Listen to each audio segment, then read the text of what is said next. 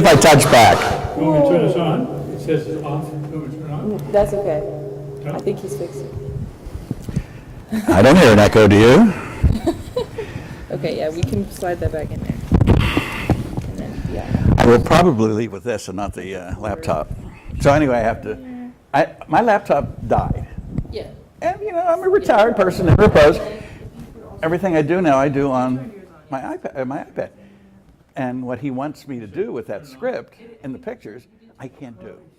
You need to get a laptop too. Why? I'm telling you, you can do, because I have worked for the last, number of years at home, like say 8 years. Wait, maybe I should park it here and stuff. Doing Oh, no. No, that's okay. We just don't want to see the But screen. it has its limitations, and when you come to the. How's that? That's better. Not the laptop, I mean the Okay. iPad, but when it comes to the laptop, you can do almost anything. Yeah, but I don't have to do it. Here's my problem. All this stuff was going on around me. Yeah. I worked at a college, so all the technology is being Yeah, developed yeah, and sure, stuff. sure. I never paid attention to it because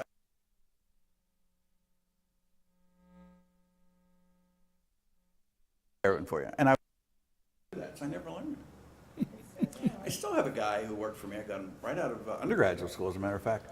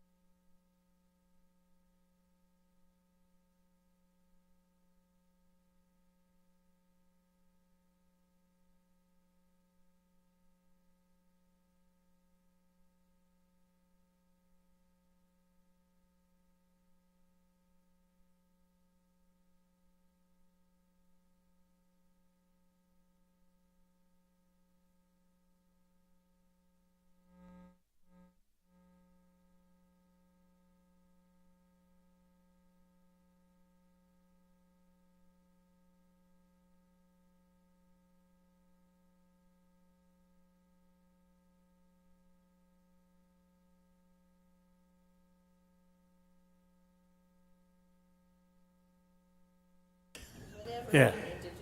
We spent time Nice. on Zoom. We spent time here. Spent time downstairs in the coffee place.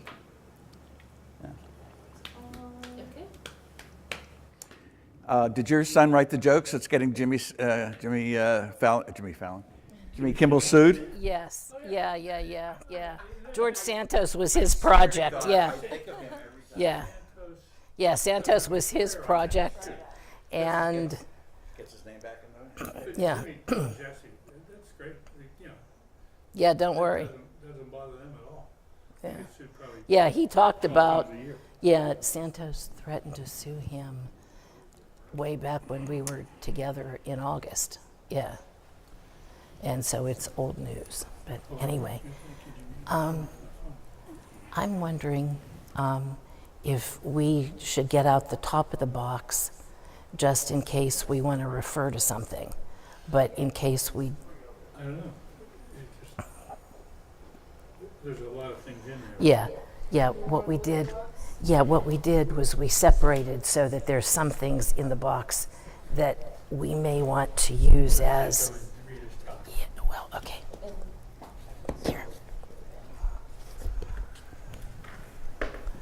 Okay, so it only goes down to here. Somewhere in this world, and I was looking for it in a place where I keep just about everything, I have that green and white badge. It's green with the number Yes. 1 on it, which is white, that you pass out there. We couldn't find that. I looked high and low for that. We couldn't Yeah, find it for either. last year's Little button is what Yeah. we call it, yeah. 2 year, is it 2 years ago? It was the 50th anniversary of the orientation program that Jerry Lewis and Don Mihalik and I Right, did. huh? I was able to find the disorientation 72 button 50 years later. So I don't have an archives like this, but. You don't have to look at it, yeah, okay. Well, just Don, are go you right eavesdropping on my conversation? around. Okay, I'm going to hand this to you. What's that box area? What? Oh, that's the key to the, the key to the office. oh, that's funny. Here, this was, I think, significant.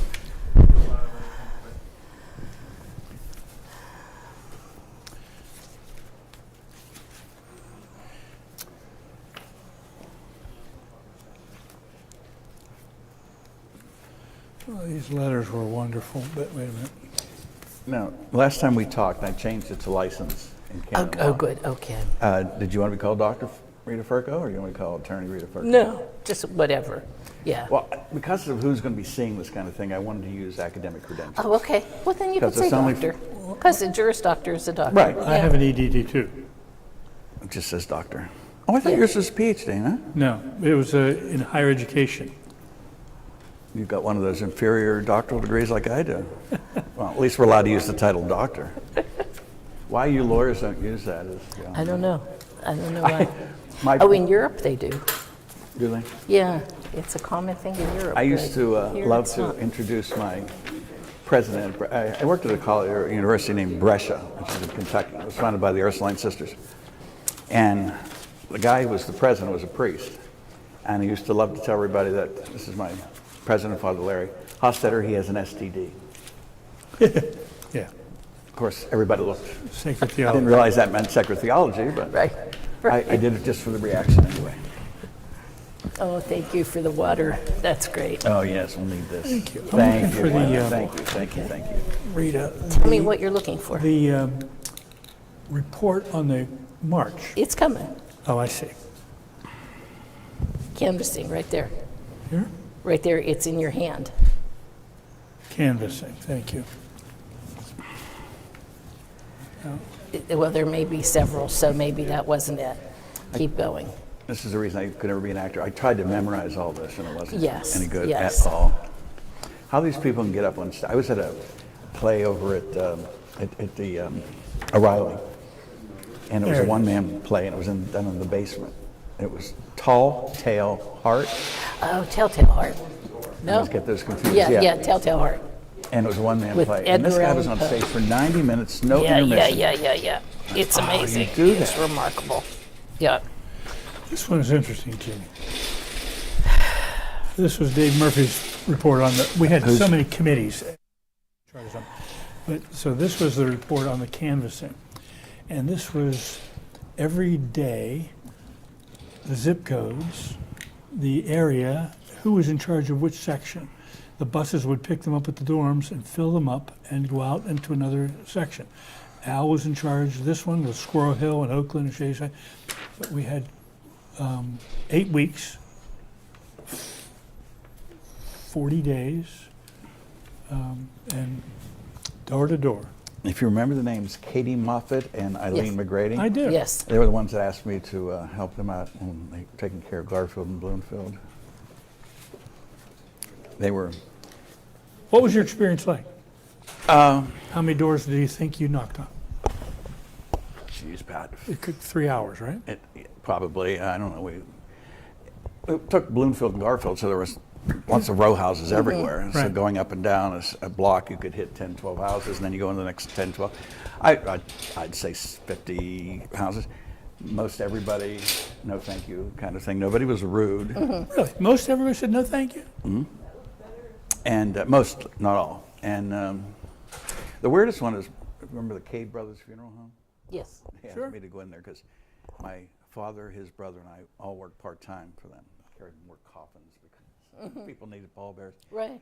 And they come up with a measly $10, as I recall. No kidding. The best one was told to me by somebody who canvassed on the south side. And she knocked on the door, and the woman said, I knew you were coming. Hold on, and you're $1, be it 1 in a million. She went and got her purse, and she opened up, and all she had was 62 cents. I've heard you tell this story. And she gave the 60, they insisted she'd take the 62 cents. And she would take the button only if they promised to come back after Social Security check came in. I remember you telling somebody didn't have the whole dollar, too. Yeah. I don't know why I thought that was Ralph Stalter, but I think it is Ralph Stoller. Yeah. Might have been Ralph. Yeah, I don't remember who it Yeah. was. Yeah.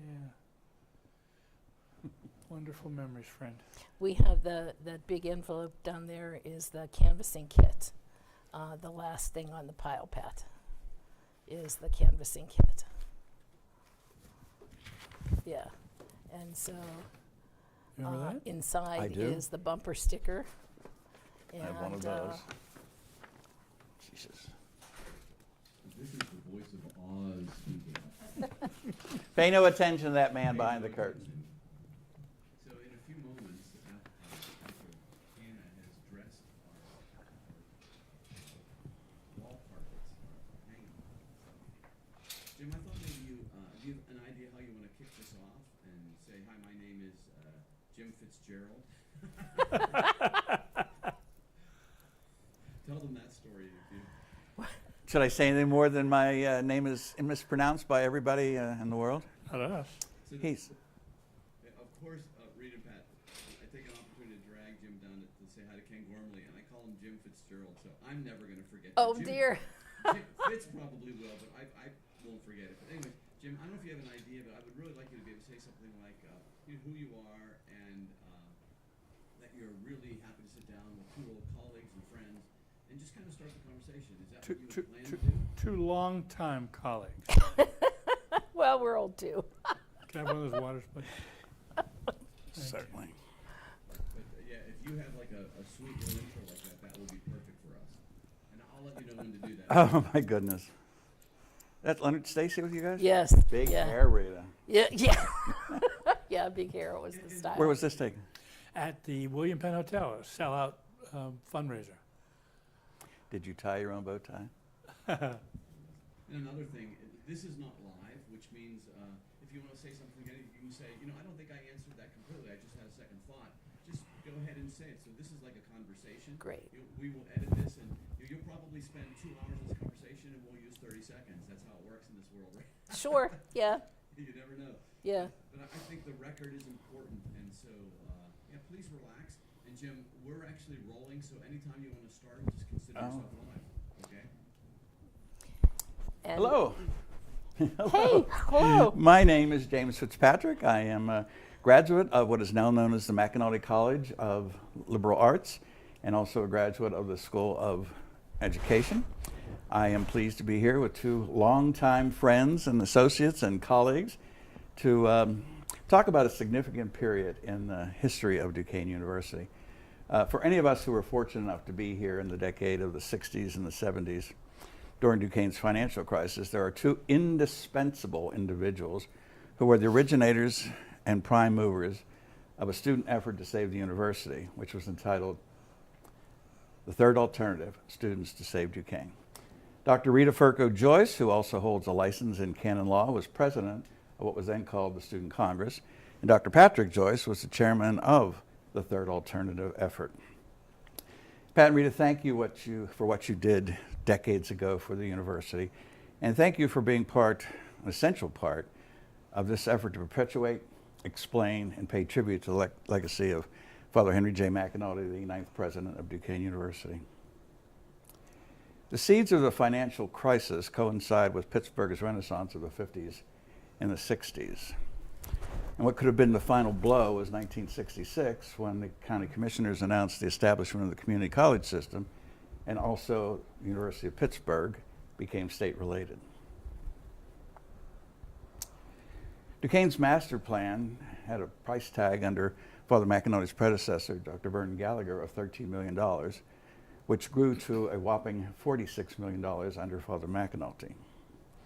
Father Mac, who took advantage of all the opportunities presented by the Urban Redevelopment Authority, particularly the Lower Hill Project and the Bluff Street Renewal Project.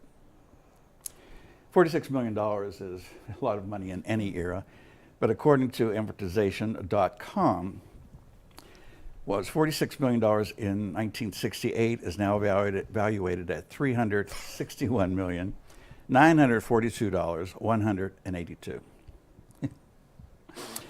How did the two of you, and if there were others, first learn of the financial crisis the university was facing? I'll take a stab at explaining the background a little bit, Jim. When I was elected to the student government, to Student Congress, I followed in the footsteps of Gregory Lau, who was the immediate president before me. And there was a movement to give the students a seat on the administrative council, which was at the time, and I don't know what it's called today, but at that time it was the board that met weekly and discussed whatever the problems of the university were, and it was a consultation with the vice presidents, with the university chaplain. The students and the faculty at the same time strove to get a seat on that board. And it was granted in the last, probably the last month or the last 3 weeks of Gregory Lau's administration as president. So I got to walk into the administrative board as a representative of student government because it was then 3 weeks old. As the board began to get comfortable with the situation of having the faculty and the students there, and the faculty representative was the president of the faculty senate, they began to discuss the finances of the university. And it turned out that they were pretty dire at the time. We can get into Father Mack's explanation of what that was at a later point in our conversation. But how we first found out is that they laid out the situation with the problem, and the budget committee of the university, by virtue of the fact that the students were on the administrative council, also had a student on the budget committee of the university. That happened to be Pat Joyce. And that's where I come in on. And yes, I was the chair of the budget committee of student government, and as that position, I was put on the budget committee of the university. That's when we first learned that there was a major problem, that the university's administrative council and the budget committee came together with Father McAnulty, and he said, we have a serious crisis on our hands. He outlined the problem, and the problem was immense, but it was immediate. And essentially, he told us that we were running short of cash. The state of Pennsylvania had not paid its bills for more than half a year, which meant that the student scholarships that the Duquesne students were receiving weren't being paid to Duquesne. The problem was immense and immediate. A cash flow problem that could lead to insolvency, not being able to pay the bills. And so that's when Father McAnulty said to the committee, we have two alternatives. We can raise tuition in the middle of the year, or we can close our doors. That's that simple. And the bottom line was they asked us to think about it and come back within 2 weeks we would vote on a recommendation to the president and the board. and they didn't specifically say to the students, think about it. They said to the vice presidents of the university, we have to come to some decision in the next 2 weeks. And you were both present for that? Well, I was in to certain meetings, but Pat was present for that particular That particular meeting. meeting was a budget meeting. Yeah. And they provided us with two alternatives that we had to think about and come back and discuss and resolve. And so immediately following that meeting, I went back to this building, down to the first floor where the student government office was, and we called some students' friends together. They're always in and out. Yeah, it was one of those rooms that had the glass windows, just like the room that we're in now. And so students were always walking past, and student government people were always dropping in and becoming involved in whatever conversation was going on. So we just, We're gonna move this down a little bit. sure, Yeah, because I'm getting a few people. It's totally fine. But yeah, that'll work. That'll work. okay. And sorry to interrupt. See, he's like Alfred Hitchcock. He has to make an appearance in every one of his movies. Remind me, I have a trivia question about that later, if Okay, you like. but so the gist of this was that Pat came back stunned. I happened to be in the office. Several other of the officers happened to be in the office. We sat down and started discussing it. Other people were walking by the door, other students, and came in and said, "Hey, what's going on? You know, why are you talking? What's happening?" So we began a conversation that must have continued the remainder of the afternoon. Here, I'd like to show you this. This is the button that I wore. Basically, it says, if you are not part of the solution, you're part of the problem. And that's the attitude that the student government took Yeah. to this crisis. Yeah, I echo that, because it was, well, what are we going to do? We have to come up with something. So we sat there and we talked about it. And we came up with the fact that we needed to offer to do something. We would raise money. Well, that leads to the next question. How did you come up with the idea of trying to rally your fellow students to go out into the community, knock on the doors, and ask for support from the people of Pittsburgh and Allegheny County? Was it from that conversation? Well, yeah, but more than that. That didn't lead to the going out right away. That led to 2 weeks of saying, how are we going to do, what shall we do? And What are we gonna do? We have to provide a solution, because we did not accept the fact that $200 is a significant amount to raise tuition in the middle of the year after they already been raised by $200. I know it sounds like a minuscule amount today's today, dollars, but yeah, it was a it's- lot of money. yeah. Go back to amortization, find out what that's worth. Yeah, And exactly, yeah. That was an unpalatable alternative, and closing the doors was unacceptable. We just loved Duquesne. So we came up with a third alternative, and that was we would raise, Father McAnally said that the banks would need $1 million to alleviate this crisis and allow Duquesne to continue to borrow and to move forward, pay the bills, until the state of Pennsylvania would start paying the scholarships and providing more cash flow. So the $1 million target was what we brought back to the students, said, we are short $1 million, and we'll pledge, let us see if Father McAnally would agree to tell the student body, tell the whole university what the situation is. How do we get into it? How are we going to get out of it? And we would provide an alternative, a third alternative. So, did you have any qualms about how your fellow students would react to taking on what seemed to be an impossible amount, $1 million, Rita, come on.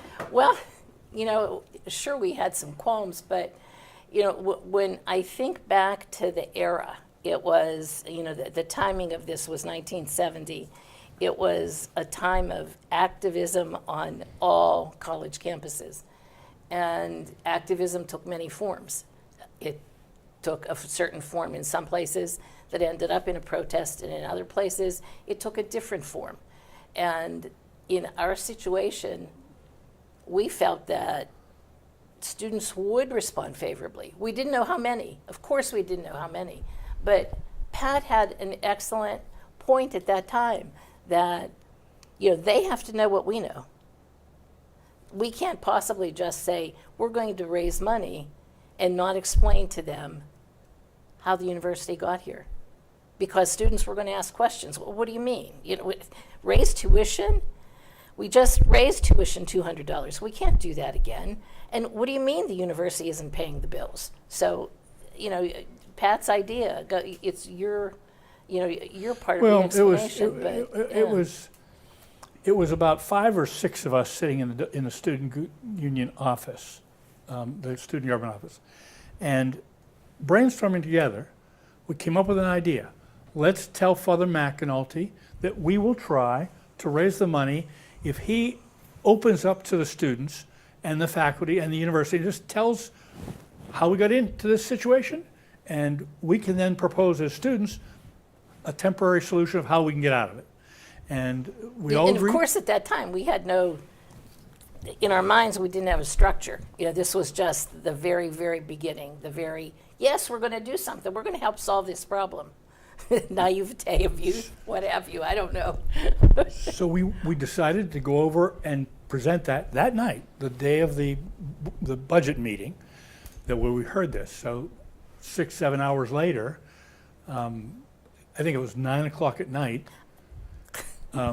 It was dark, or And getting dark. yeah, and it And was scary to go to Trinity Hall. it was off limits back then.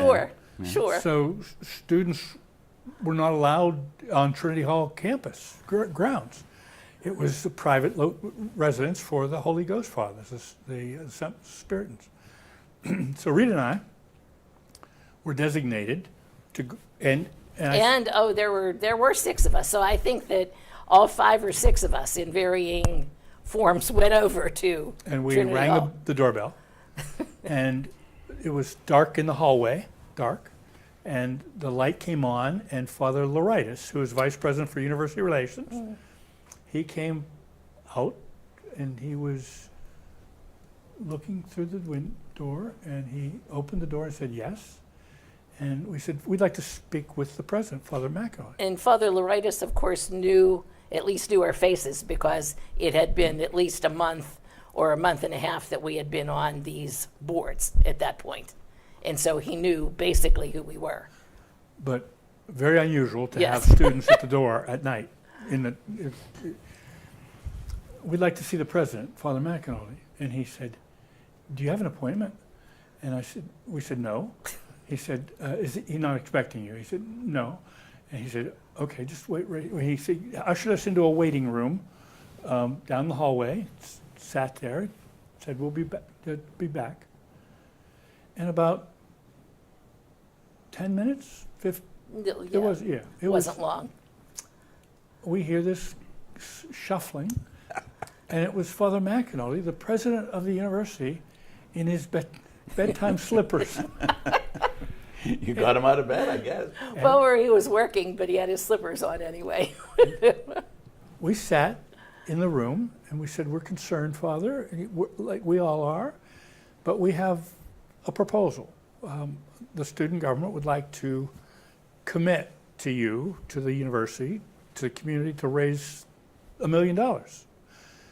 Wow, he said, isn't that nice? I mean, I'm paraphrasing because I don't know. I can't remember exactly But what he he said was- either, he but was yeah, at that time. Not patronizing. He was warm, as he always was. But he said, and how will you do that? And we said, I have no idea. We have no idea, but we'll do a lot. We'll figure it out. But I think the way we can do that, Father, is if you told the whole university, what's the problem? How do we get here? And be honest with them, as you always are, but tell them the truth, and we'll propose a third alternative. And in order to do that, Father, you're going to have to cancel class, because if we have this in the middle of the day, who's going to come if they're in the middle of class? So you have to agree that all classes will be suspended. You just said we'll propose a third alternative. Is that how you come up with the name, to just pop out? No, not yet. No, actually, Yeah. we used the words, but didn't know that was Yeah. the name. Yeah. We simply said, well, because we had talked about the 2 alternatives we had, and we had to choose among them, or between them, and now we had to choose among the 3. And but the point was that unless we had students, faculty, and staff together to hear this message, that we didn't think it could work. And we didn't tell them what it was about. And Pat, we have that poster there. But this was plastered all over This was campus. the September one. Oh, that was the September one, but there was a very similar one for the April, the first one, that said all classes are canceled, including all activities. Come to the student union, come to the ballroom, and hear Father McEnulty give a presentation. He And he agreed. accepted right away. He agreed, He said, okay, yeah. let's give it a try. That was extraordinary. If you stop and think, students were protesting all over the country in all different ways and reasons. And gathering everybody together and telling everybody that we had a financial problem that might close the doors, who knows how that room could have erupted, how that room could have, it could have been question and answer, it could have been negative. He agreed to give it a shot. That was a pivotal moment. Yeah, and Father explained it in great detail, laid out the situation to the students, and the reaction, I'm sure, was shocking. Like, how could this possibly be? How could this university on this campus that looked nothing like it looks today? So 53 years later, or 54 years later, it looks vastly different. But I think that people were incredulous, like, how's that absolutely possible? But they listened respectfully. The next thing we did was that I talked and said, we don't know what the solution is, but we've got to have a solution, and we've got to help raise the money in some way. We don't know what we're going to do, but we're asking you to help. And the students in the ballroom reacted positively. Now, I can't say everyone in the ballroom reacted positively, but it certainly seemed as if they did. When I was conducting my interviews and doing my research, I mean, he would beam, Father McEnroe would beam when he talked about the third alternative. He was particularly proud of the two of you, but all the students who decided to rally around and try to save their university. Some of the people I talked to back then told me that there was a lot of advisors to Father McEnroe, vice presidents, whoever, who thought it was not a good idea to reveal the financial problems to the Sure. student body. Oh, I guess sure. they were afraid of a panic or something. Obviously, that was Sure, not the case. kids would so- leave, students would leave maybe. So I'm after sure that's he what they feared. laid out what the financial problems were, after you got up and talked, and after you got up and said, by the way, we have this crazy idea that we're going to raise $1 million, whether the idea was flushed out or not at that point, what was the reaction? Obviously, there wasn't a mass walkout, but what did the students do right after that Well, meeting? they respectfully listened, and part of, obviously, it wasn't Pat and Rita and Father McAnulty that were the only people involved in putting this assembly together. It had the help of the professional staff of university relations. I don't know if it was called that at the time, but obviously those people that were in media, in communications, said, this is a major thing. We have to call the newspapers. We have to call some kind of a press conference after this, because this is going to be news. We are relating to the whole city the fact that we're in a financial crisis. And so we need to call people. We can't just do it here in a vacuum and expect that some kind of news is going to leak out. But We remember- need to tell them. Remember, that student government represented all facets of the university student body. So literally, student government was behind this, and the interfraternity council, the inter sorority council, the ROTC, the business school, They all did get into it. they yes. all got Yeah. people here. They all got people to come to the assembly, spread the word, put up posters. This is a financial crisis. You got to come to the ballroom and hear Father McAnulty explain what the situation is. So literally, people showed up. Yeah, it was a crowded ballroom. And there was a press conference that was going to take place immediately afterwards. So we announced to the students that we were going to go upstairs, that Tom Sweeney, who was the vice president of student government, student congress, myself, Pat, and Father would all go upstairs, and we would tell the city of Pittsburgh and the region what it was that we had just told the students. But in the meantime, if you were willing to help, if you wanted to help, please sign your name in the back. There are tables in the back where representatives are going to be sitting at a table with more or less petitions, just sign-up sheets. Please sign your name and how you can be contacted over the summer. Right. Because remember that this was April. And of course, graduation was always early May, early to, mid-May. So students were all going to be gone and the campus was going to be empty except for summer school. So how are we going to contact these people other than please give us your name, your contact information in the summer, and are you willing to help out? Are you willing to help out in the summer? Or if you're not available in the summer, are you willing to help out next year when we come back in September? And so we went upstairs, and Rita and Father Mac did most of the talking at the Right, press sure. conference. It was Sure. about the university and about the financial situation. And that's, of course, what the media wanted. They wanted the sort of the bad story at the time, like what's the crisis all about? How did you get here? What was this all about? But they were very receptive to the fact that the students had offered some solution, but what the solution was wasn't fleshed out yet. It wasn't And we there. agreed that a couple of the students, our friends, M.A. O'Donnell, Mike McDonough, whatever, friends brought the petitions up as soon as they were signed. So in other words, get the signatures while we're upstairs and bring them up. And so in the middle of the press conference, M.A. O'Donnell brought the petitions and put them on the table in front.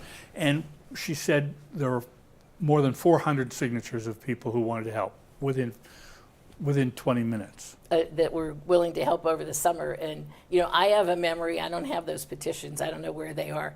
I have a memory that it was more than 400, but basically, we had a lot of people that Somewhere were willing along to the help. line, I heard the number 700. Yeah, yeah. And I think that that was what was in my mind. 700. 700 was in my mind, and Pat said, "Oh, I think it was 400." But You're being modest, Patrick. memories fade after a We while. just put the signatures on the table, Father McElroy blessed them, and it became 700. right. It's like the right. loaves and fish The kind loaves of and thing. the fishes. Well, that had to make some kind of impact in the press I conference. think it because- did because it did. those people were very responsive. They were very responsive, and in fact, some of the people that were there, not by coincidence, I think were Duquesne alumni. You know, Sure who they came were. to cover the story. Bob James, Yeah, God rest his yeah, soul, Yeah. covered it, and the Al Donaldson. Al Donaldson, who wasn't the alum, but Post-Gazette. Post-Gazette, yeah. But anyway, there's so many people in Yeah. the community who liked Exactly. what they heard, and the media supported what the students were doing. One of the things I was going to ask you was about the era in which this took place, and because there was a time of student activism, whether it was gender and race equality or the war, most notably those three. And I think you've already answered this, but that was a help rather than a hindrance to what you were trying to pull off? Well, you know, I think that the activism part was what helped because I think that students of that era were so involved in so many things that when presented with an issue or a problem, it was a selfless response. Well, of course we have to help. Of course we have to do something. And students were motivated, all different kinds of students. That was the interesting thing about this move or this drive on campus, is that it involved not only those people that were already active in activities, you know, like the interfraternity councils, the Red Mask. you know, all of the organized groups, but it also involved people that weren't involved in anything, but who just said, sure, I'm going to come help. But it also involved the military groups. It also, you know, the Arnold Rangers Air. or Arnold Air Remember that? Society. Arnold Air. Yes, right. Ranger Raiders. Yeah, those kinds of groups, you know. I think that that was a good outlet for the times. It was the campus doing something. It was a rallying point. But that's not to say that students on campus didn't do those other things. I mean, there were rallies and marches going on in the Hill that the students participated in too. For sure. You know, I remember being at those also. I think that students at the time, you know, maybe they paid a little less attention to academics at the time. I'm not sure, but you know, it was this time of activism, and therefore they were involved in all kinds of things. We Protests joke about the against fact war. that in those times, you could put up a sign that said, rally tonight 7:30. That's it. Rally tonight 7:30. And people would show up, right? But here's something, a corollary to your question. There were people who thought these were good kids as opposed to those bad kids. Right. And we fought that, and we stood against that because we weren't good or bad kids, we were both. Yeah, we were everybody, you know, We- on campus, we- like a whole mixed bag. Our common Yeah. cause was this university was worth saving, and that president was trustworthy, was believable, was someone that you could believe he was telling the truth. And we loved him. I remember that there was a protest on campus. What was a sit-in? I don't know if Right. Father talked about it when. The one in the tower? Well, no, it wasn't in the towers. Towers it was in wasn't the even open Union. yet. Yeah, Okay, Towers yeah. wasn't open. Towers was just opening, or just being built. But the protest was here on the 6th floor of the Union, and it was. Police carrying mace. That was okay. That was the source of it. Yeah, okay. All right. They didn't want the police to carry mace. It was a weapon. Right. Right. Anyway, but we had some of our good friends up there. But the way that Father handled that was so amazing. Yeah. You know, he came, he met with them, he talked with them. He would go over and talk with them several times. I mean, this went on for a couple days. This wasn't like, one day for 3 hours and then they walked away and went home. I think that they even spent the night there. It did go on for a couple days. And Father was he just knew how to deal with students. He knew how to deal with things. I mean, was it always wonderful dealing with students? No. I don't know. But I got a story I got to share with you about Father McAnulty and Harry the Mole. Harry the Mole. Harry the Mole. This is a true story. I was a witness to it. And Harry the Mole is even in our yearbook. We know he exists. Yeah, there's a He picture was of him in in our our yearbook. 1970 or 71 yearbook. Harry was a homeless man who lived in the steam tunnels underneath the academic walk. Everybody knew Harry. He would come up occasionally and bum a sandwich from somebody and go back in. I was here, the last streetcar that left downtown Pittsburgh to get home to Wilkinsburg, because I was a commuter. The last streetcar left at 11:10. I finished a Duke story I was writing, and I was out on an academic walk. It was about 9:30, 10 o'clock. I was getting ready to get my streetcar. And there's the president of the university sitting on the bench next to Harry the Mole. Father McAnulty and Harry the Mole are having this conversation. I let them have their piece. I walked around. Later on, I'm walking with Father McAnulty down the walk, and I said, "What were you talking about with Harry the Mole?" And he said, "State of the university." I said, "Tell me." He said, basically, he liked to sit. Harry knew the students. Harry had the pulse of the campus. If something was going down, Harry knew about it. This was an interesting conversation. This was the president of the university. I like to think, when Jesus walked the earth, he talked with saints and sinners alike. And Father McAnulty, I said, "Why do you talk to him?" He said, "Simply because it's a good source of information." And Harry is a It good was man. his source. Yeah. Well, this is a man who could deal with students and Yes, crown heads of Europe. And exactly. Yeah, exactly. you were telling that story about the sit-in, and I was here, and I was thinking about the sit-in. This is in the early 70s, it was after the towers had opened, and something was going on, and there was a protest. And Father McAnulty went into it, puts on his coat, remember his fedora. hat, yes. He walked down an academic walk. He saw this crowd of people who were all talking, and as soon as somebody said, "There he is." Yeah. And so he walks in, he takes his coat off, he sits down on the floor, cross-legged. What's this all about? And pretty soon the dozens or hundreds, whatever it was, of students left, and a small group stayed with him because they were going to work out some kind of solution. When I was interviewing him for the dissertation, he talked about when all the construction was going on around here, he got this message that the Black Student Union wanted to meet with him. Didn't say why and all that, but they gave him a time and a place to be. And it was at night, and it was down in Rockwell Hall. And I don't know what Rockwell Hall looks like now, but you had to walk down into the recesses to get Oh, to yes, different yeah, places. yes. Sure. So all the lights were out, but they had these little votive candles lighting the way that the path he was supposed to take. He didn't say this, but I don't know, maybe that was an intimidation factor. But anyway, he went, and he went into the room where he was told to go. And the leadership of the BSU were sitting there. And he said, "Hi, what can I do for you?" And all the construction was going on, and the black students had noticed that none of the contractors, subcontractors, were minorities. Ah, okay. And Father McAnally sat there kind of stunned from the way he described it to me. He said, you know, I never thought of that. I apologize, I never thought of that.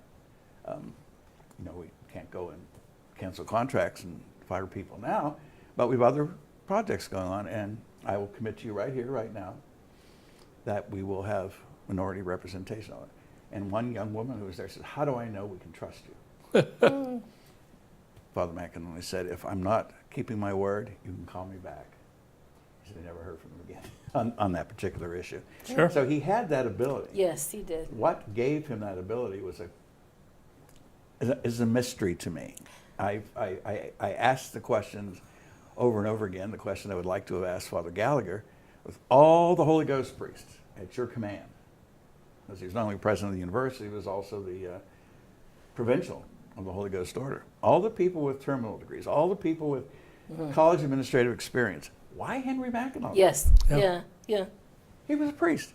He had a bachelor's degree. He went to serve in the military. Right. He had no college experience outside of being a student. Why him? Of course, I couldn't ask him that question. But what was it about McAnally? Because he told me, Father McAnally told me, when he was resisting coming back Yes. here at Father Gallagher's request, he said, I only knew him slightly. So what was it? I'll take a shot at that. Go right ahead. And I'll give you mine.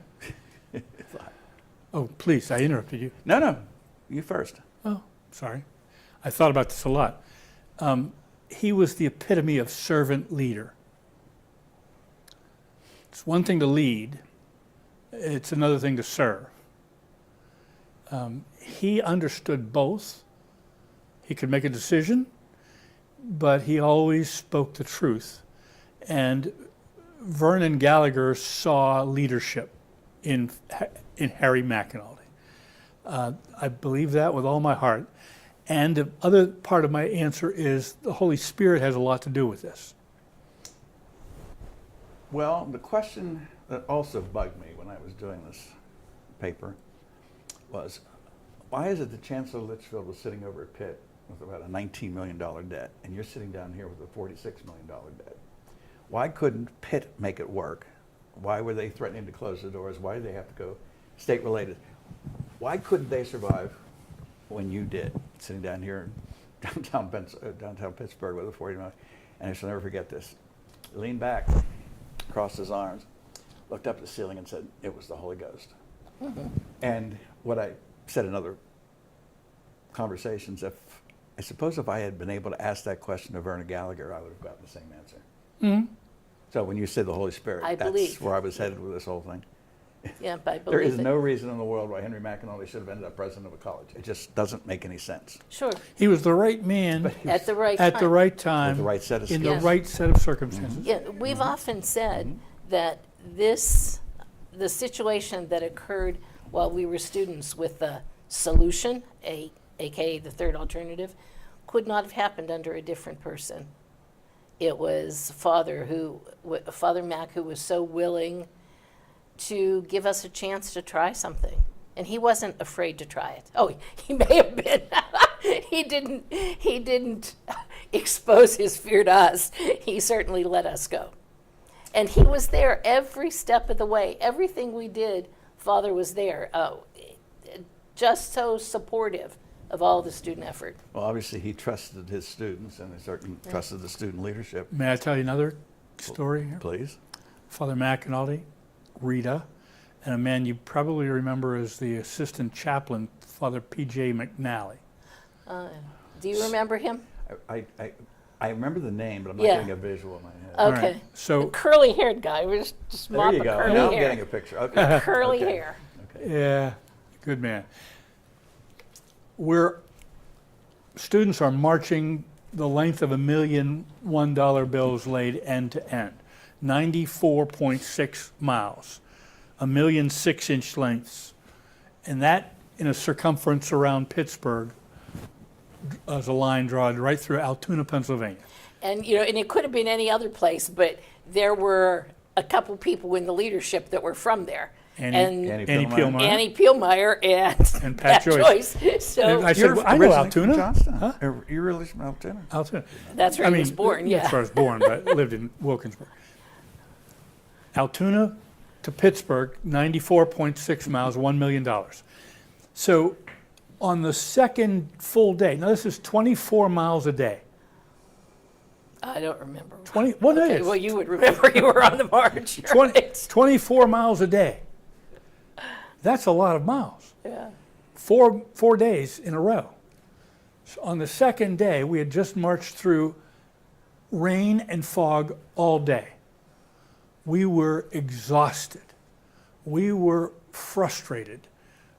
It was dark. We were at 2 hours past our goal of getting to Blairsville to sleep overnight in a library of Blairsville church. I forget. Anyway, we're coming up a major hill. There are many major hills in Altoona, or on the way from Altoona.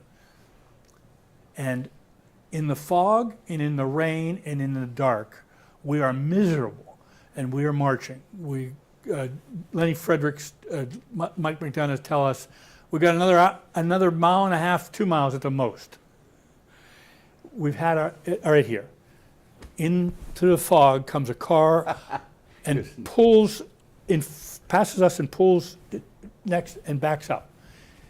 It is Father McAnulty, the president of the university, Father McNally, the chaplain, assistant chaplain, and Rita, the president of student government. And Father McAnulty pulls out of his pocket a pint of brandy. St. Bernard sent him. Exactly. That's what they said. And we all took a big swig or two and got a hug from the president. And we kept on. Yeah. What a remarkable man. You obviously you got support of Father McAnulty, and there's some off-campus people who are really supportive of the university. When I think of General Mellon giving Exactly. him a couple of $1 million to build the science center. But what other kind of support did you get from people in the community, business leaders downtown, and how did you go about getting them on board with this? You know, I'm thinking as you're telling the story about the march, and before I even address that, there was this, the publicity had gone from here through the press releases, and then other newspapers picked it up. And so it then did eventually become somewhat of a national story. There were articles in the Wall Street Journal, in the New York Times. Front page. Front page. The magazine Life, I don't know if you remember Look and course I Life do. magazine. Of course Okay. I do. Oh yeah, you're our age. Of course you remember that. So in any I'm case, gonna, thank you for that, by the way. It was a momentary lapse of thank you for that. so Life magazine sent out 2 reporters, a photographer and a reporter, to do a story on the third alternative. I remember running out to the airport, borrowing someone's car because I didn't have a car on campus. So one of the people, one of my roommates, in fact, had a car on campus, and so she loaned me the car. Drove out to the airport to pick these guys up, bring them to campus. They met with several people on campus. Did they come out to the march to take your pictures? Oh, sure. Yes, they did. They did. I recall coming out the second day with those Life reporters. They even drove the Tammy bus out with some students to join us, Okay. so that reinforced the troops. Okay, but so they were going to do this wonderful story, and in fact, it was going to be about Duquesne, but it was also going to be about other colleges and universities and the kinds of situations that they're facing all across the country. We were so looking forward to the story, and then something earth-shattering, an amazing flood, a Tsunami. tsunami in Bangladesh Right. took place. Oh. And that was front page story, which bumped our story because there were too many other factors, you know, and there were so many other Never things got back that to they, it, so yeah, we missed it. yeah. But the point is, there were stories around the country. But you know, so that's kind of a prelude to Talk about how did other people The get unions, involved? the labor unions. Yeah, yeah, Many of Duquesne students were first generation college. sure. Many of us were commuters. Many of us came from working class families, labor unions. And the labor unions, the Teamsters, the laundry workers, the steel workers, all committed to raise money for the third alternative. Which was just amazing, and that came not by us knowing them and calling them and saying, would you come to campus and meet with us? That came from alumni. Alumni came onto this campaign so willingly and excitingly. I mean, several names, like Mossy Murphy comes to mind, the great cheerleader of Duquesne sports.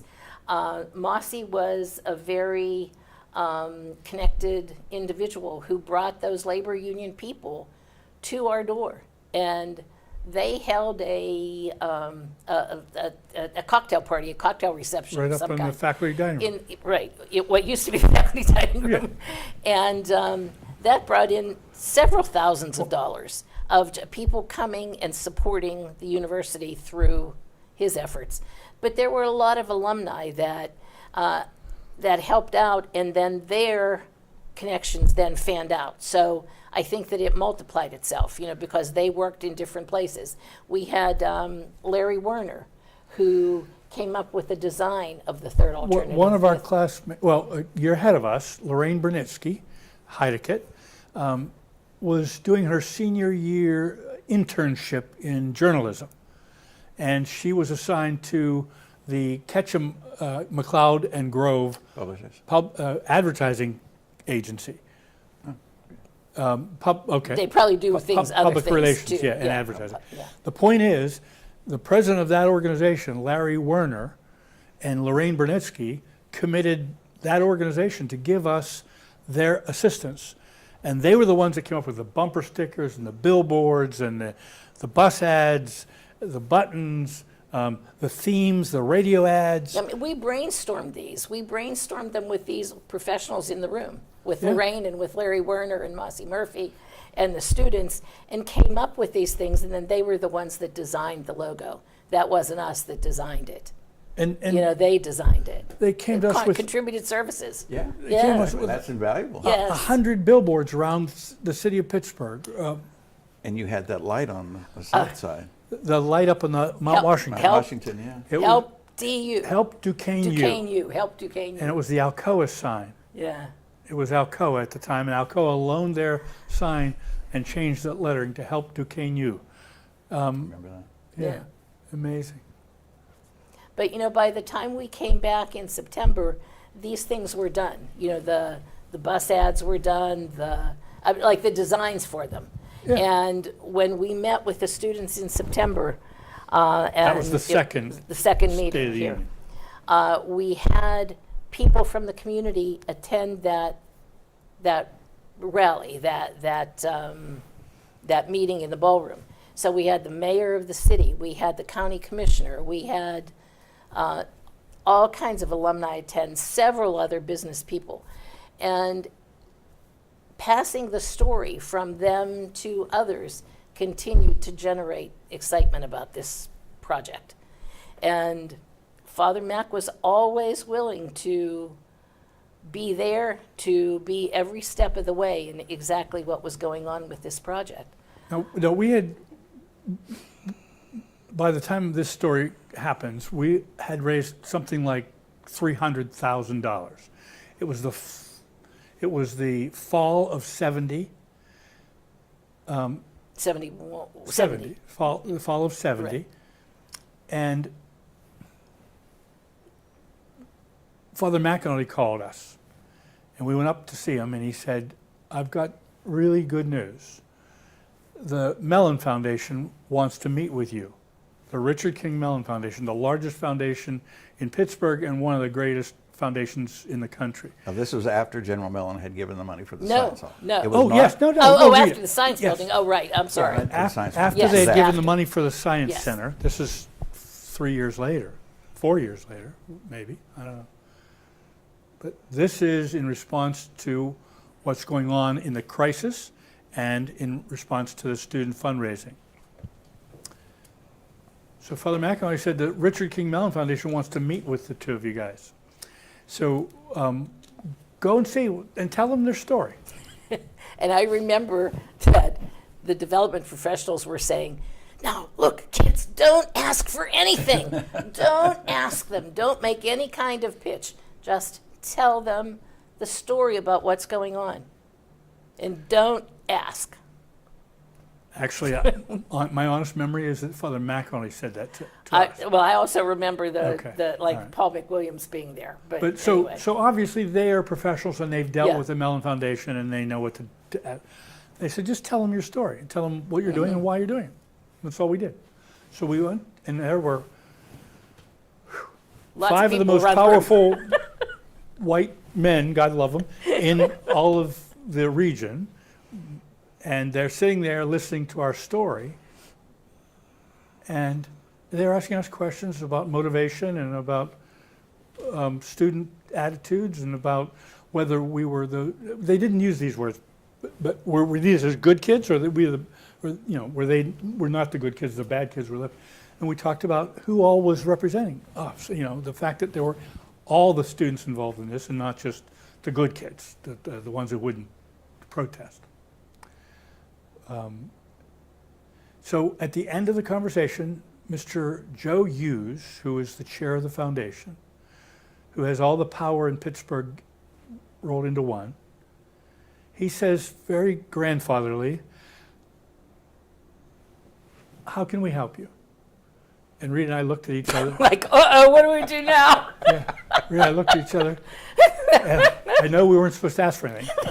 So I reached my pocket and I pulled out a raffle book of I said, "We're having a raffle. The prize is a 4-year scholarship to Duquesne worth $10,000.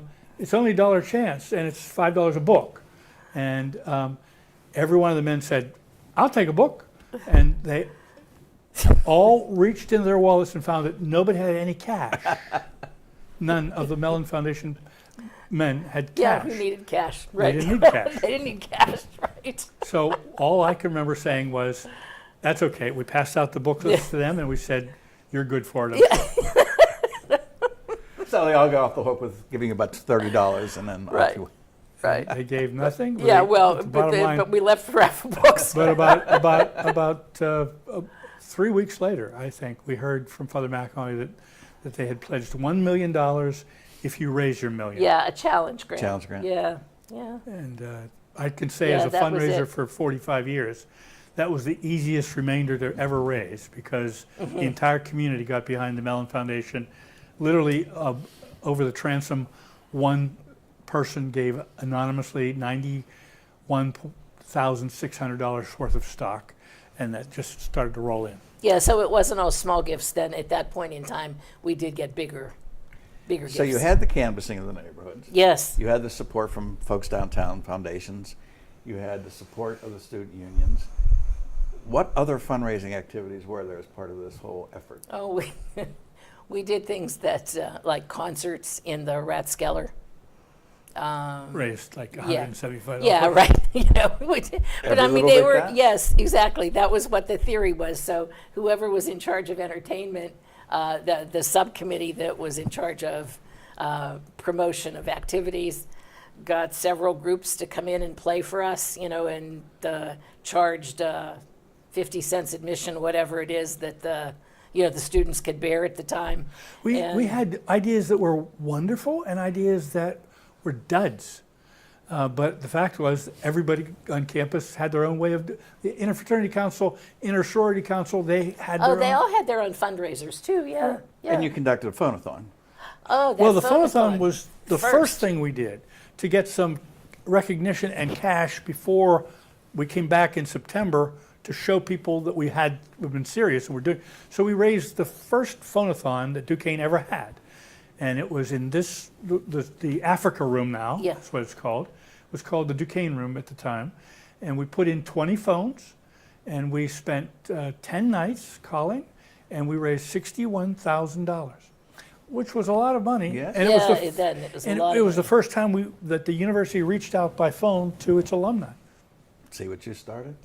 You get telephone calls all the time.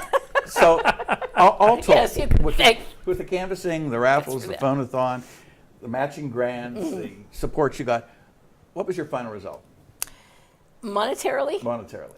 You know, I think I saw numbers like, 1.389 or something like that. I mean, that's a number that sticks in my head, but I'm not sure of the exact total. I don't think it was important that we ever found it out because we knew it was successful at that point, and the university then was handling the collections at that point. I mean, like, people weren't coming in and handing us checks for $100,000. They were handing that to the university. Paul McWilliams told me, and there was a final report on once the Mellon Foundation gave their $1 million challenge and the entire university was involved, it was $2.3 million. 2.3, okay, in the end, In the after, end, like, snowballing, Yeah. after our effort. And- That was like, Part of the whole right, unified effort. right. Now, with the benefit of hindsight, and it's been, as we sit here, more than 50 years since this whole thing happened. When you look back on that, what are your thoughts? Just, it was an amazing time. But I don't know that any other time for Duquesne it could have happened. That was like what's that book and film, The Perfect Storm? Yeah. Everything came together at one time. Yeah. With better results. Yeah. So for Duquesne, it was a perfect storm with good results. You're right. Yeah, it was the state of Pennsylvania. So many students had those PHEAA loans, the FIA loans. Wasn't that what they were called? PHEAA. I had one. I mean, it wasn't a loan. It was a scholarship in quotation marks where, they were need-based, but they were a little bit of brains-based. And so, students graduating from high school got those scholarships, and lots of Duquesne students had them because this was a working-class university at that time. It was the right place, the right time, the right people, The the right right set of circumstances. All things came together so neatly and so Yeah. nicely at a very, very, very difficult period of time. Yeah. for The university. motto of the university, Spiritans, it is the spirit that gives life. And without a doubt, this was spirit infused. And that you had a leader in Father McAnulty who had all of the humility, as I said before, of a servant leader. And he taught us the way of humility, truth, and self-inspired. Do it, get it done. And what was really amazing is his willingness, and it had to be his leadership too, that allowed students and faculty to initially hear about the problem by allowing our entrance into the inner sanctum of the university. Who was doing that then? Who was allowing students and faculty to be part of, it wasn't decision making, but we were there to hear it and to offer comment. For input. Yeah. And I have one final story that is a personal story, but it's about McAnulty. Is this the time I can do it? Yes. It was one of those late nights after the Duke deadline. I got my story filed, and I was walking on campus, and I ran into the president one more time, and we just walked together, just walked, talked. And I don't know if you knew, he had arthritis in his fingers, and his fingers were all crooked. Remember that.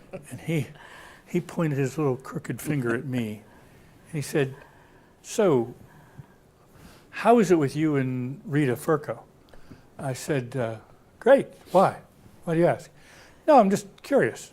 He said, "Are you a couple, a thing?" I don't know what the word he was. I said, "What do you mean?" He said, "I see someday maybe the two of you would marry." And I looked at You him weren't like, even dating at the time, is that right? not really, really. not really. College friends. Not really. we We were went good to friends. a Gamma yeah, Sig dance. Yeah, right. I had to invite somebody to a sorority dance. I So had to invited invite Pat. somebody. No. So All right. That was my dear friend, yes, of course. Yeah, no, Father, we're just friends. Oh, he said, okay. And he winked at me with his crooked little finger. And I'll never forget, that was the first time that a man who, it was like there's what's alma pater. Not alma mater, but alma pater. I said, he raised the issue. And anyway, so you ask, looking back over 50 some years, we've been married 51 years almost. And it's been a beautiful life. We're grateful for that man and for his leadership and for his touching our lives. And Absolutely. You talked, Jim, about how he was a mentor but also a hero. And truly, he was my hero. Amazing, amazing man. Well, that brings me to, I guess, to my next question, because this documentary was suggested to perpetuate the memory and the legacy of Father Henry J. McAnally, who was a friend, mentor, and hero to many of us. I mean, he influenced my career for sure, because I was an undeclared student. I think that's fallen out of favor right now, but it was getting to know Father Mac and getting to know the Dean of Students here that Sure. kind of got me on. But it was also to inform people who didn't know him or weren't members of the Duquesne community who might view this thing of the significance of his presidency. But the history of Duquesne could have ended in the decade of the 60s had it not been for you and the people who rallied to the support. What would you like the people who are going to be viewing this documentary to take away with them? you first. Amazing man, amazing time. The words that I put together before about the perfect storm. I would like people to know what a remarkable man he was and what legacy he left to Duquesne. I mean, just look at the campus, and yes, it's been built up by subsequent presidents, but without his vision to start the towers, without his vision to build College Hall, without his building Mellon Hall, where would we be today? Those are three anchors for the campus among the newer buildings that have been built in subsequent years. I mean, he was the architect of the campus in many ways. Certainly Father Vernon Gallagher started the idea, but it was Father Mac who executed it in many ways. And yes, sure, this beautiful campus that I'm looking at today out the windows is not Father Mac. It's it's Dr. Gormley, it's Dr. Doherty, it's Dr. Murray. It's all those people that came after him, but without his laying the seed, planting those original big buildings, those anchor buildings, where would we be? I think three takeaways from that era 50 some years ago speak to today as well as tomorrow. Speak the truth in humility and trust in the Holy Spirit. That, I think, is the beauty of Duquesne and sets us apart from other institutions. And if we use those three that Father McAnulty taught us, truth, humility, and the Spirit, I think we'll do all right. When Father Gallagher and Willard Rockwell were putting together their campus master plan, he deliberately put Assumption Hall where it is. Yeah. Because he thought it was our destiny to get all that property. Yeah, And I don't know that even the Pittsburgh Renaissance effort was on the way. But with the Bluff Street Renewal Project, they came to Father McAnulty, and he used to talk about how he got $10 million worth of property for $900,000. So it was our destiny to take advantage of that. And he didn't have a crystal ball to see what was going to go on in the county or what was going to go on with the University of Pittsburgh, and he had to take these risks because when he was forced to come back here, he said he looked out his window and, do you want to preside over this blighted area? And he said, no, I want my students, I want my faculty and my staff to have beautiful surroundings because people respond to their surroundings, and I want them to be proud of where they go to school, where they eat, where they live, where they work. And so all this was a necessity. Now, it could have all come crashing down, but I got to wonder now, the two of you who were so instrumental in saving this place and rallying your students to help you do that, when you take a look around now, because you talked about the buildings on it, but the programs have been started through other presidents, and including, for God's sakes, a medical school. And Rita and I got to see Yeah. the facility Yeah, last week. last week. Yeah. And do you ever sit back and think of what your role is in the very idea that this place still exists? You know, I'm involved in the university still, so I'm here through the alumni board, coming to campus frequently, and it just brings such a sense of peace. But it has to bring you a Amazement. sense of pride, too, for goodness sakes, the two of you. But peace also, because I think, wow, all these kids are up here. I don't want to get emotional about it, but you know, all these people are here today, and they wouldn't have been. They might not have been. Well, I've heard the emotion in your voice and yours when I was thinking of these questions and writing some things. You know, I started to get emotional, too. How could you not, given the time that we were all here, Yeah, given yeah. the extraordinary person that we all got to know and Yeah. love and considered our friends, when I think of my being a student of his, and then my being a staff member of his, and then my being a researcher of his, and then I would like to say a friend of his. Yeah. And you know how he influenced me in my career. But you, Pat, take a look around, see what you're responsible for helping these.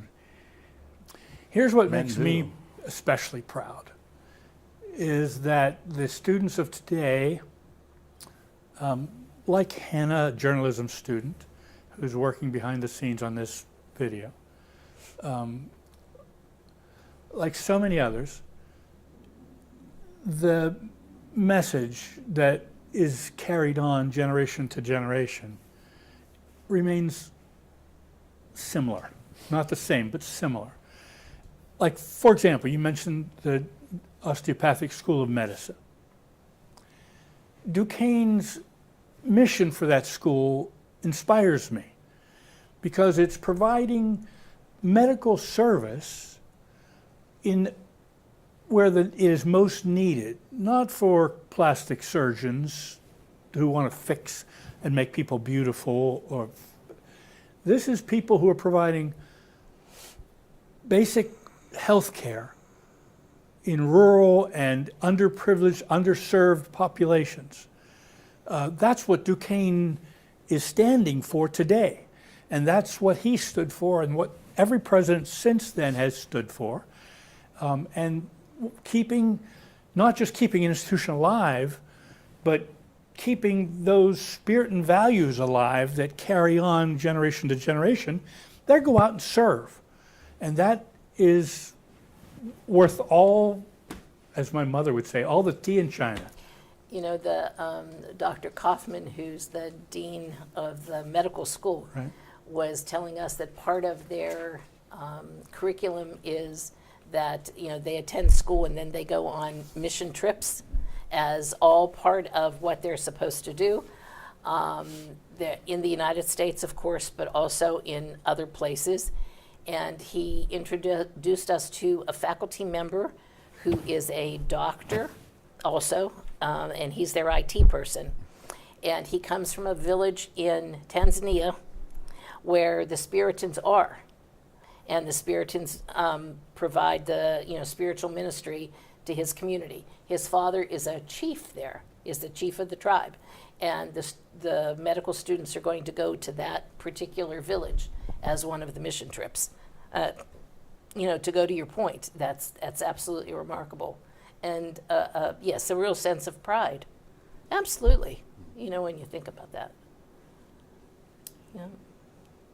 Our university had its origin in the liberal arts. Its founding college. It remains today an institution very much grounded in liberal arts. And the university has chosen to name the college and the graduate school liberal arts over its most distinguished graduate and our most significant leader.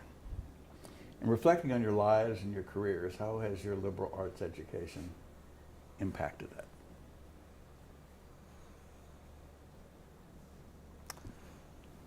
The humanities, the liberal arts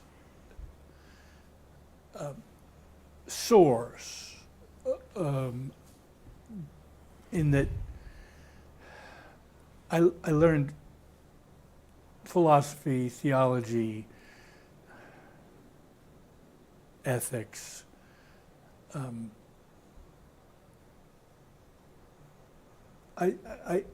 poetry. I'm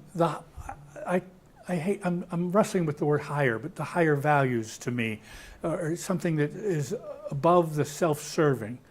It's above my own personal wants and needs. It expands, all those studies in humanities allows you to expand your vision from beyond your inner self to others and those in far greater need than you might be. I have been to Chimbote, Peru, a fishing village 4,000 miles straight south where the Pacific Ocean meets South America.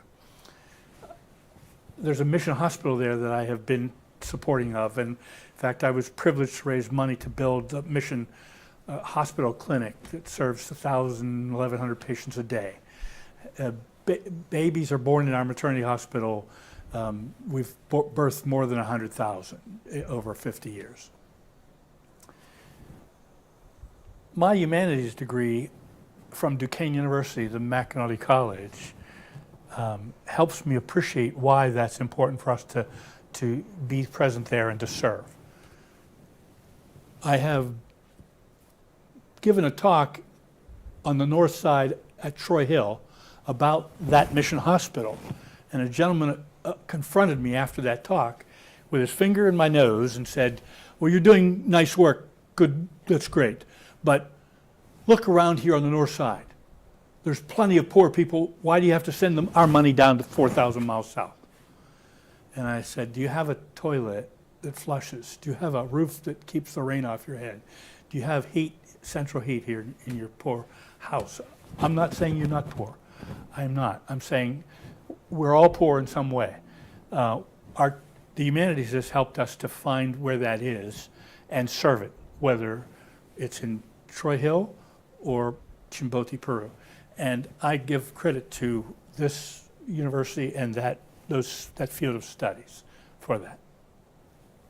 Nicely said. Yes, very nicely said. For my part, the pride I have in my liberal arts degree is that it didn't teach me a craft.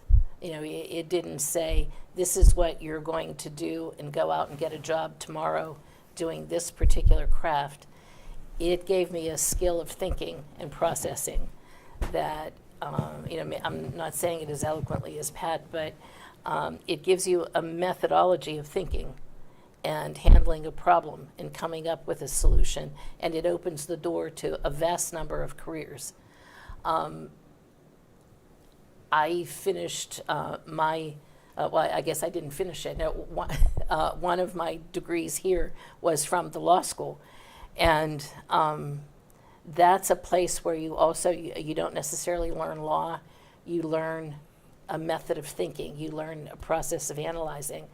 And law school admissions then were said to not so much look at the mechanics of things, but look to thinking processes, like look to the liberal arts, look to those candidates that know how to write, that were taught English and know how to write, that know how to think, that know philosophy. Also, by all means, at a Catholic university, that know theology. And so I'm absolutely grateful for the experience of the liberal arts. I can't envision myself. I did have some classes in other schools, and the great class in education, that was great, that was fun.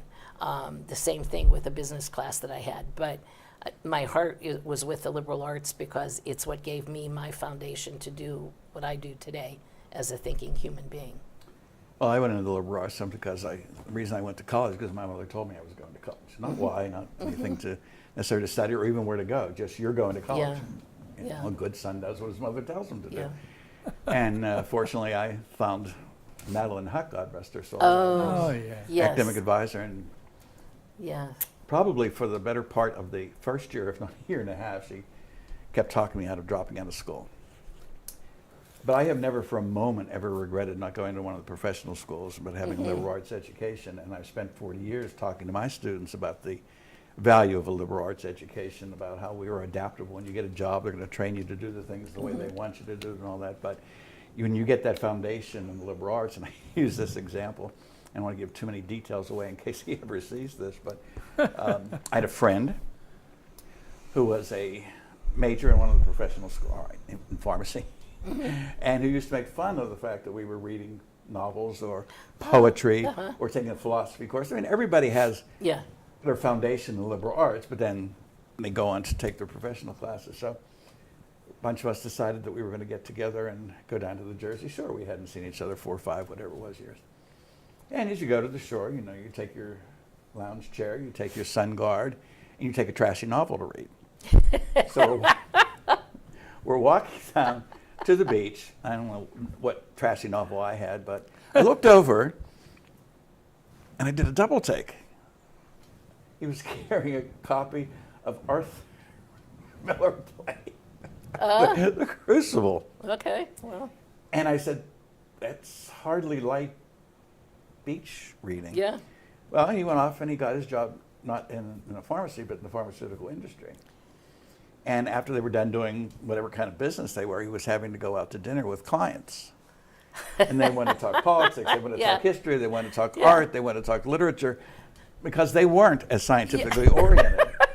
He had to put himself in a master's of liberal arts program to play catch up to the things he used to make fun of me for having to do. So never, ever, ever underestimate Yeah. the value of Yeah. liberal arts education. And here we are, 3 very proud graduates of what is now called the McAnulty College and Graduate School of Liberal Arts. And Yeah. wouldn't trade a moment of that for anything.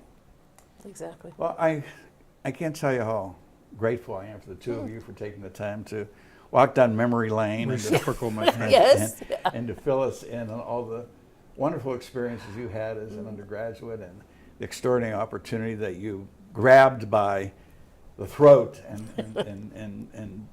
did what you did for this place. I would like to thank you because sincerely you committed your doctoral dissertation to capture and record for history the McAnulty years of Duquesne University. And that doctoral dissertation is worth reading, it's worth keeping.